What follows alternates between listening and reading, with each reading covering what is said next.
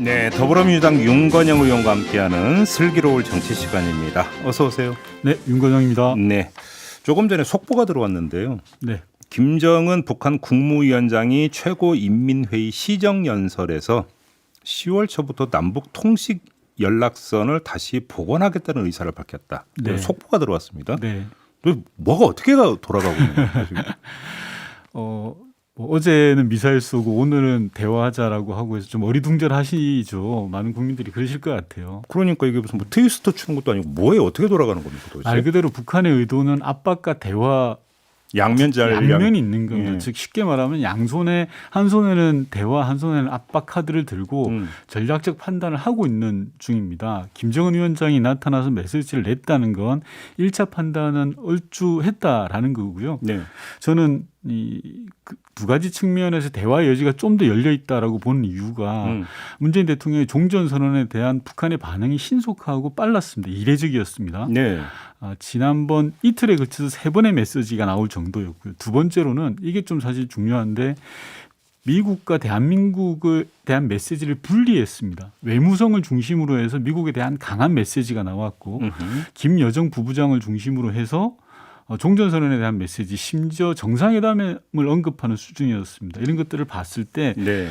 어렵겠지만 변화의 여지는 열려 있다. 좀 더 가능성 높아지는 것 아닌가 판단하고 있습니다. 근데 저는 일단 시정 연설을 통해서 이렇게 밝혔다라고 하는 대목도 사실은 눈에 들어오는 대목인데 네. 이 형식은 어떻게 읽어야 되는 겁니까? 우리로 따지면 국회에서의 대통령 시정연설이거든요. 최고인민회의라는 게 우리의 국회와 같은 겁니다. 그러니까 근데 사실 북한 체제의 특수성을 보면 형식적인 부분은 좀 그렇게 큰 변수는 아닙니다. 다만 이번에 이야기 나오고 있는 최고인민회의 시정연설이라는 케이스는 그렇게 흔한 케이스는 아닙니다. 그죠. 왜냐하면 그 전에 이제 그 통신선 복원 이야기가 전해졌을 때는 무슨 뭐 시정 연설이니 무슨 보도니 이런 게 아니라 그냥 그 복원해버렸던 거잖아요. 북한은 그때. 이제 겉으로 보일 때는 그렇지만 네. 물밑 수면에서 오고 간 이야기며 또 서로 간의 공감대 정도는 따로 있었을 거라고 저는 예측합니다. 근데 아무튼 그 김정은 위원장이 공개된 최고인민회의 시정 연설을 통해서 이렇게 밝혔다라고 한다면 이거는 예를 들어서 다시 휴지 조각이 될 가능성은 상대로 더 적어졌다 이렇게 봐도 되는 거 아닙니까? 제가 모두에 말씀드린 것처럼 압박과 대화라는 두 가지 카드를 양손에 들고 전략적 판단을 했고 최고 결정권자인 김정은 위원장이 나타났다는 것은 그 전략적 판단의 1차 단계는 넘어섰다라고 보면 될 것 그 같습니다. 얘기는 뭔가 진전이 있었다는 얘기로도 해석이 될 수 있는 저는 거죠. 그 진전의 가능성을 믿고 있는 사람이고 그게 우리 한반도 평화와 경제에 도움이 될 거라고 생각하는 사람입니다. 그럼 좀만 더 가보죠. 네. 남북 간에 뭔가 그 큰 이벤트가 있을 수도 있다고 봐도 되는 겁니까? 지금 그렇게 단정하는 건 좀 성급하고요. 저는 남북 간의 큰 이벤트, 소위 말해 정상회담이라고 한다면 10가지의 계단이 있으면 지금 한 두세 단계의 계단을 거쳐간 정도 수준이다라는 게 냉정하게 보는 것 같습니다. 그래요? 근데 좀 객관적으로 봐서 한번 이 질문을 좀 마저 드려볼게요. 그러니까 북한 입장에서는 지금 문재인 정부는 임기 말 아닙니까? 네. 임기 말이고 여기서 뭔가 이벤트가 있고 뭔가 합의를 이룬다 하더라도 노무현 정부 때 말기 때 정상회담해 놓고 합의가 됐음에도 불구하고 이후에 거의 휴지 조각이 됐던 또 경험도 있잖아요. 맞습니다. 양론이 있는 건데요. 북한 입장에서는 미국도 민주당 정부, 대한민국도 민주당 정부 이게 황금 시기거든요. 지금 오히려 지금이 예, 맞습니다. 그래서 저는 2+2라고 하는데 김대중 대통령과 클린턴 대통령 시기가 남북 관계가 열렸던 시기입니다. 마찬가지로 북한이 긍정적으로 보는 것은 그런 부분이 있고 다음으로는 문재인 대통령과 김정은 위원장 양 정상 간의 신뢰 관계에는 어느 때보다도 저는 있다고 생각하거든요. 그게 지금의 북한의 태도 변화의 요인일 수 있습니다. 그리고 말씀하신 것처럼 그럼에도 불구하고 다음 정부가 실질적으로 대화의 대상이 되어야 된다라는 그런 내적 갈등도 있을 겁니다. 네, 그래요. 알겠습니다. 뭔가 있는 것 같아요, 자꾸. 뭔가 있어도 말씀 안 하시는 거죠? 뭔가 있어도 말을 못 하죠. 뭐 사실은 그렇게 하죠. 외교통일위원이시니까 일본 얘기도 좀 마저 여쭤볼게요. 지금 뭐 차기 총리가 사실은 이제 내정이 된 거 아니겠습니까? 기시다 후미오. 한일 관계가 바로 풀리지는 않을 것 같은데 어떻게 전망하십니까? 앞서 방송하는 거 잠깐 들었는데요. 그게 전적으로 동의합니다. 이게 일본 정치의 특수성입니다. 이게 세습 정치 그리고 자민당 일당 독재 70년 됐거든요. 그러니까 여론조사에서는 고노다로 장관이 2배 가까이 이겼습니다. 그럼에도 불구하고 당에서는 전혀 반대 역할이 이런 결과가 나온 것들을 보면 뭐 전형적인 일본 보수 정치의 본류가 됐다 보기 때문에 큰 변화는 없을 거다라고 보는 게 맞을 것 같습니다. 그렇겠죠. 네. 알겠습니다. 그럼 그건 그냥 넘어가겠습니다. 네. 이제 국내 정치 현안에 대한 의원님의 좀 견해를 여쭤보고 싶은데요. 일단 뭐 정파 이런 입장을 떠나서 지금 네. 대장동 이 이슈 있잖아요. 네. 어떻게 지켜보고 계세요? 대장동 사건은 한마디로 막장 드라마 같아요. 예, 부동산 카르텔과 기득권 구조가 탐욕적으로 드러나는 건데 이 막장 드라마에 출연하는 등장인물이 네. 현재까지는 국민의힘이 주로 나오다 보니까 일각에서는 국민의힘 게이트다라고 하는데요. 본질은 저는 부동산에 둘러싼 카르텔 그리고 그것을 엄호하기 위해 있는 기득권 구조가 아닌가 싶습니다. 그러면 그 사실 이제 지역으로 가면은 어떤 토건 세력이 횡행을 하고 네. 그런 어떤 그 구조에서는 여야가 없다 이런 이야기를 많이 하는데 그런 맥락에서 지금 말씀이십니까? 그런 맥락도 있고요. 그러니까 국민의힘이 본질을 잘못 본 거죠. 이게 성남에서 벌어졌으니까 민주당이 유력 후보인 이재명 후보에 대한 공격을 집중적으로 했는데 오히려 지금 거꾸로 당하고 있는 형국이 된 겁니다. 그래요. 네.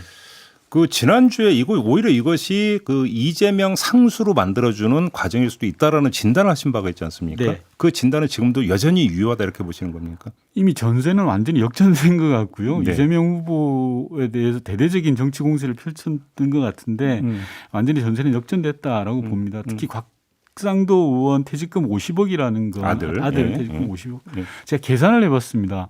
대졸 신입사원들이 대기업 신입사원들이 121년 동안 단 한 푼도 쓰지 않고 모아야 되는 돈이 50억입니다. 예. 중소기업으로 들어가면 180년을 모아야 되는 돈입니다. 뭐 그거는 뭐 굳이 계산할 이유도 별로 없을 것 같은데요.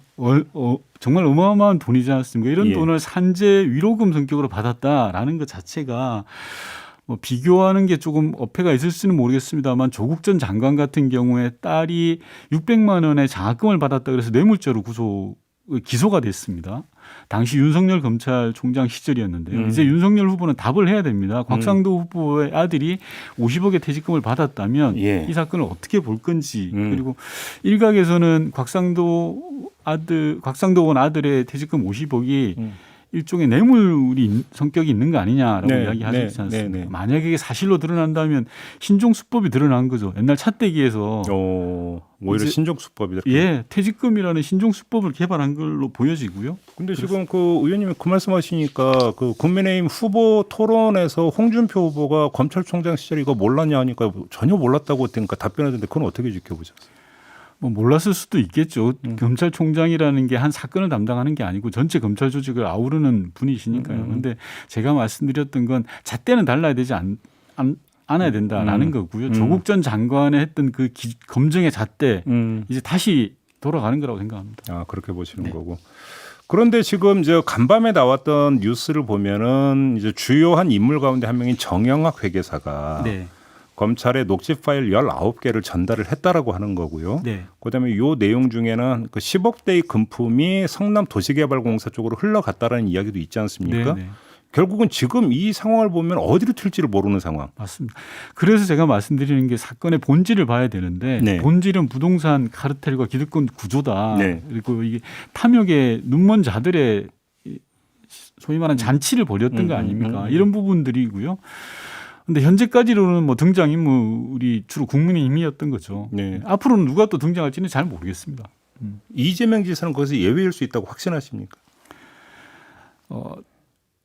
통례를 봤을 때 예. 이재명 지사가 당시에 박근혜 정부, 이명박 정부 시절에서 소위 말하는 요시찰 관찰 대상 지자체장이었지 않습니까? 네. 그런 상황에서 그런 일들을 했을까라는 저는 그런 자신감은 좀 있습니다. 아 그런. 네.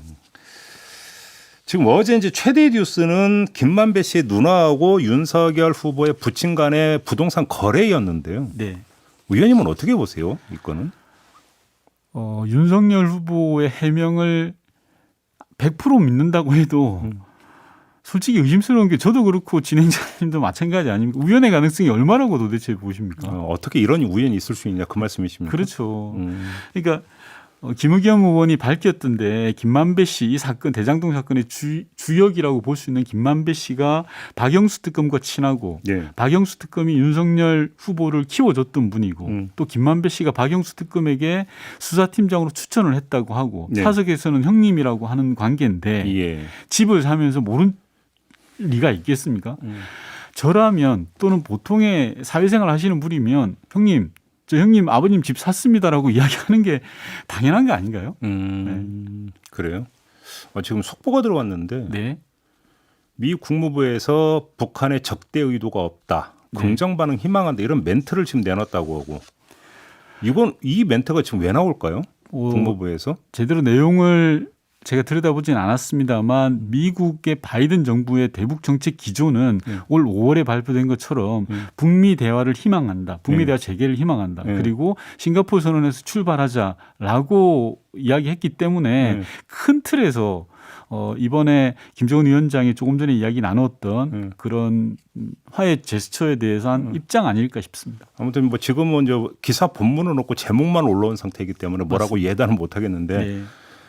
연기가 계속 나고 있는 건 맞아요. 연기가 난다는 건 뜸들이고 있다는 얘기 아닙니까? 연기가 났다는 건 뭔가 태운다는 거죠. 그러니까요. 네. 그러니까 너무 이제 연기 내면 이제 타니까 타기 전에 네.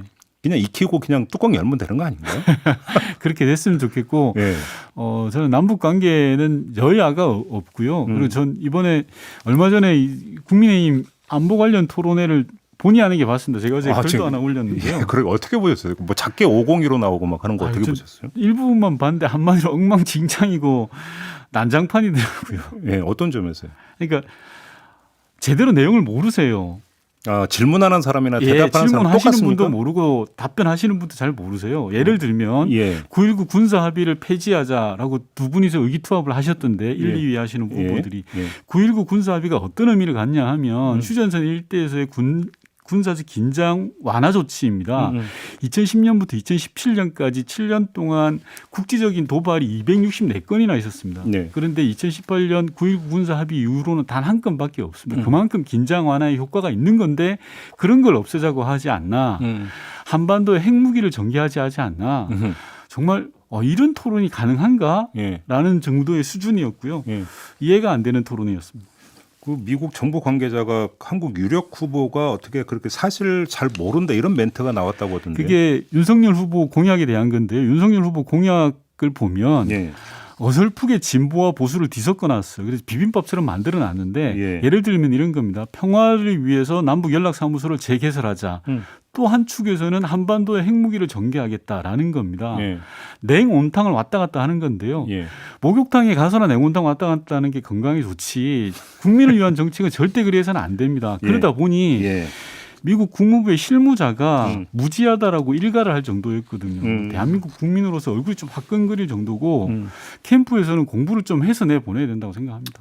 알겠습니다. 오늘 뭐 그 이야기 난 거가 이제 주로 이제 북한 관련 이야기가 많이 나왔으니까 마지막 질문도 그냥 이걸로 드리고 마무리할게요. 네. 극초음속 미사일을 개발했다는 거 아닙니까? 네. 이건 어떻게 지금 그 실상을 어떻게 파악하고 어제 이제 북한에서 그런 보도를 냈는데요. 네. 미사일 발사에 대해서 한미 정보 당국 간에는 지금 분석을 하고 있습니다. 섣부른 판단을 하기는 좀 이르다라는 거고요.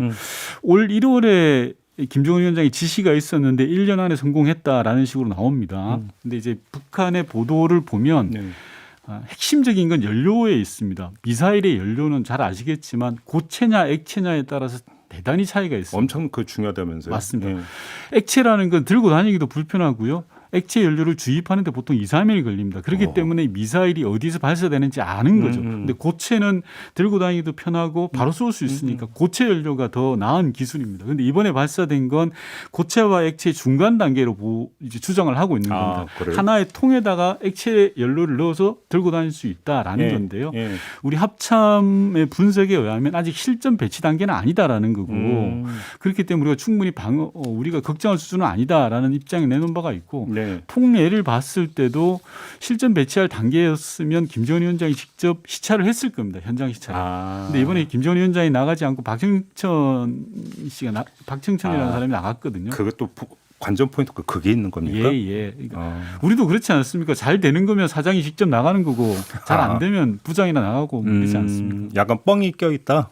뻥이라기보다는 저는 북한의 그런 군사적 행위 자체가 한반도 평화에 절대 도움이 안 될 거라고 생각합니다. 그렇죠. 그리고 북한은 김여정 부부장이 계속 하는 게 자유권적인 조치다라고 이야기하지 않습니까? 네. 물론 저희도 얼마 전에 SLBM을 세계에서 7번째로 개발해서 자주국방의 기틀을 세웠거든요. 자유권적 조치는 어느 국가든 할 수 있습니다. 다만 이 자유권적인 조치가 자기를 지키고 평화를 지키는 거냐 아니면 남을 위협하는 것이냐에 큰 차이가 있습니다. 북한도 이런 사실을 잘 알 거라고 생각하기 때문에 예. 군사적 행동은 좀 조심하는 게 맞다라고 생각합니다. 알겠습니다. 그나저나 이제 다음 주 이 시간에는 좀 더 진전된 이야기가 있었으면 좋겠네요. 뭔가 하여간 연기가 모락모락 피어오르는 것 같아서. 언제 한번 기회가 되면 그 연기가 왜 피어나는지 예. 누가 피웠는지도 한번 이야기 나눴으면 좋겠습니다. 그러게요. 알겠습니다. 오늘 이렇게 마무리하죠. 고맙습니다, 의원님. 네. 더불어민주당의 윤건영 의원이었습니다.